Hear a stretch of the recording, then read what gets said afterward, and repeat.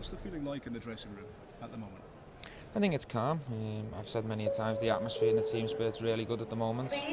We do realise that we've got some big games coming up. 3 of them are at home, so the confidence is still there, but I'm not going to lie and say we would have preferred 3 points in the last game. When you say you were surprised by the reaction, you think you meant it was too harsh, you think, in some quarters?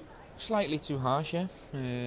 Just because of the build-up to the game, all the questions I answered was, this game's going to be tough. They've got world-class players. Montenegro with the atmosphere is going to be very intimidating, and do you realise how tough this game's going to be? We played really well in the first half, completely controlled the game. We should have went on and won the game comfortable. So maybe the reactions come from our second half performance. We need to take that on the chin and move on. But I think, when we look back at this campaign, hopefully when we become group winners, we look back at the point against Montenegro and say it's a really good point. You start worrying and concern yourself with not qualifying. It is daunting, there's no getting away from it. It is a huge year for the FA, 150 year anniversary, and what they're doing for the game, putting back in.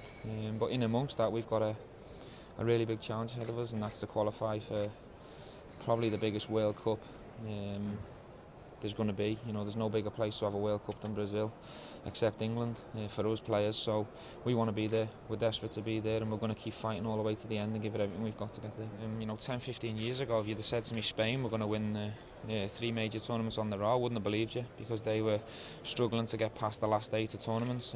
I think the countries in and around the big nations are all growing, they're getting stronger, they're improving, because they're putting a lot of money into their game, into their national games as well, and every country is improving, and I've said many a times, at this level there's no easy game. We beat San Marino 8-0, but you guys know as well as me, as an experienced in your game, that them games can be tough and tricky, as you've seen against Andorra a few years ago. But we've still got to take the criticism when it comes along, when we don't perform as well as we should do against these teams. We accept that. In '98, everyone was saying, let's go down the France road, Clairefontaine, that's the way forward, that's the future. And now everyone's saying, let's do it the Spain way.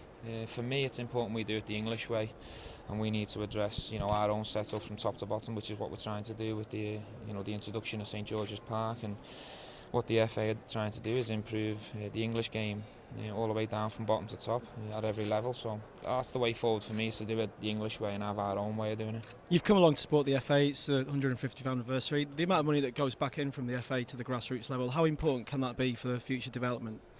I think it's very important, and it surprised me the amount. Was it close to 100 million every single year going back into the game, which is phenomenal. So you've got to give the FA a lot of credit. They certainly leave us players with no excuses when it comes down to football, so that's why I'm here today, to show my support to the FA.